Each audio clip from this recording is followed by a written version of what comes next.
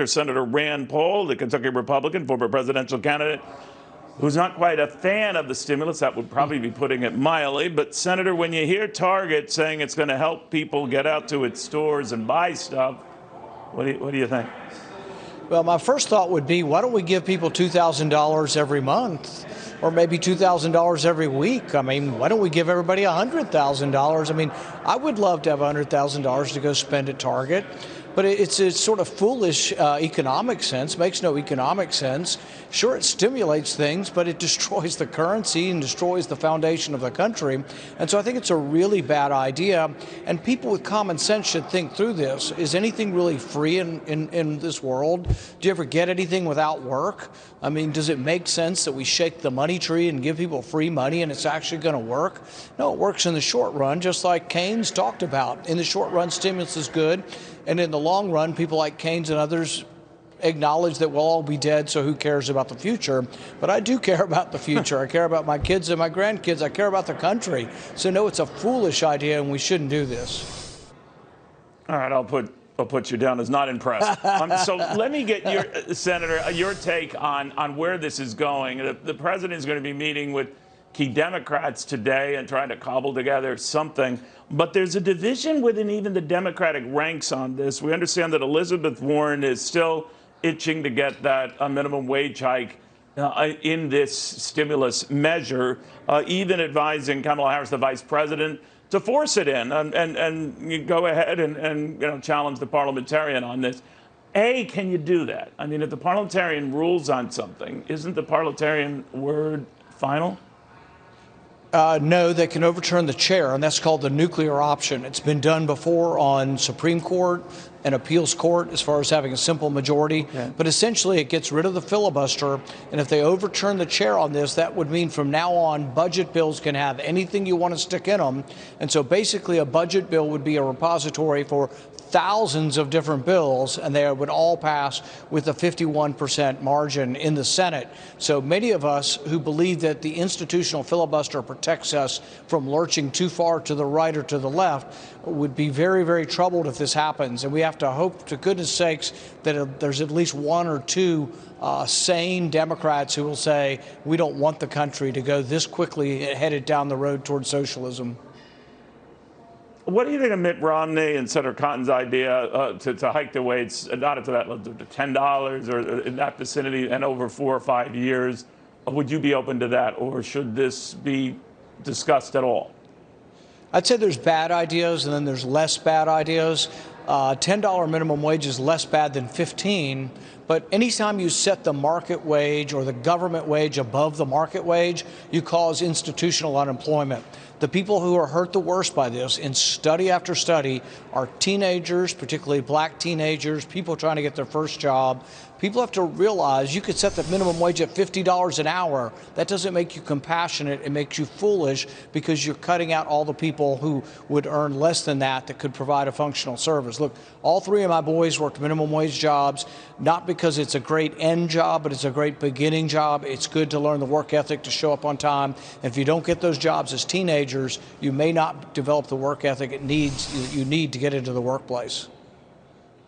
Senator, I know you did not go up to CPAC. I'd be curious, though, one of the themes of CPAC, besides the attention the president enjoyed and, the straw poll doing quite well, as you were in several straw polls in past years, but this idea that we got to do more, go big on stimulus and all of that stuff. It didn't sound like a Republican gathering to me. What did you think? Well, all I can say is Donald Trump has yet to win more than the Paul family. My dad and I think, have the record for most CPAC wins, so he's got a little ways to go on that.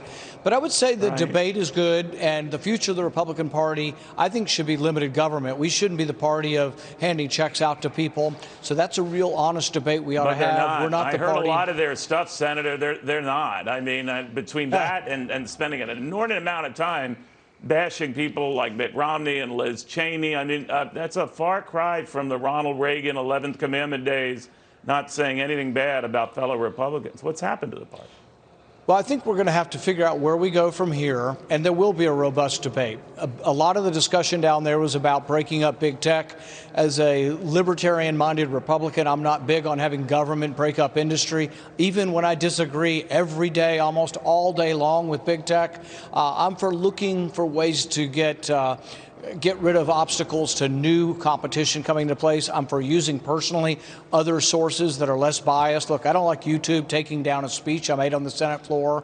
I don't like YouTube taking down a committee hearing. But if they're going to show themselves to be biased, I'm eventually going to quit using them. And I'm going to encourage people to go to other forums. And maybe there'll be the new Mark Zuckerberg who will start a Facebook and make $1 gazillion. I tell these young tech entrepreneurs every day, 40% of the country hates big tech. Become the new big tech, and you'll get 40% of the country immediately come to your services. Shouldn't be that hard to be the next billionaire by having an open forum that is not biased. And Facebook and Twitter, they need to wake up because, look, I'm one that's not big on breaking them up, but I'm unhappy with them every day about their censorship, private censorship. You mentioned billionaires, Senator. Your colleagues, Elizabeth Warren and Bernie Sanders, are proposing a 3% wealth tax on billionaires. It would be pennies on the dollar, they say, and they can easily do it. It can raise a lot of revenue. What do you say? I suggest they look to Sweden. They're always saying, oh, how great Sweden is. Sweden had a wealth tax, and guess what? All the rich people left for decades. But they got rid of their wealth tax and they invited their wealthy back, founder of IKEA, Bjorn Borg, others. They finally got back when the government got to their senses.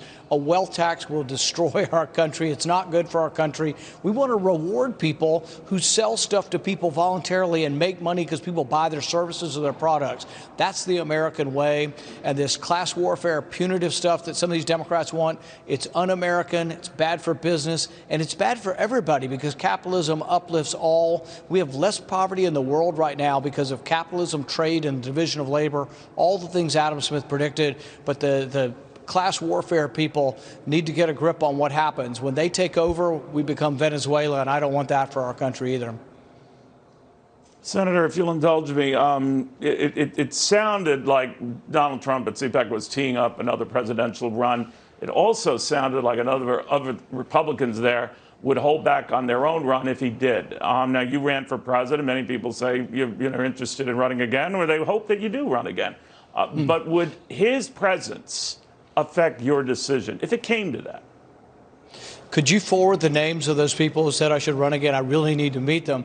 I don't know. Your wife and your three teenagers. All right, they should not be listed as anonymous then. No, I think the future of the party is yet to be determined. I've been a supporter of the president, but I've had disagreements with the president, and those will go forward. They're honest debates, and we'll figure out by 2024 what's going on. But we do have to be a bigger party. He excited and brought a lot of working class voters to our party. We need to keep that and build upon that. But we also have to increase the multicultural ethnic makeup of our party. We got to get soccer moms back in our party. So there's some things that he did great and some things that we need to expand. And so I think that's the debate we have as we move forward. And unless you get more than 3 people to call me, not including my family, I'm going to take some convincing. So. Fair enough. Senator, thank you. Very much. Senator Rand Paul in Washington on that. And he's right. Between he and his dad, a lot of straw poll wins at CPAC.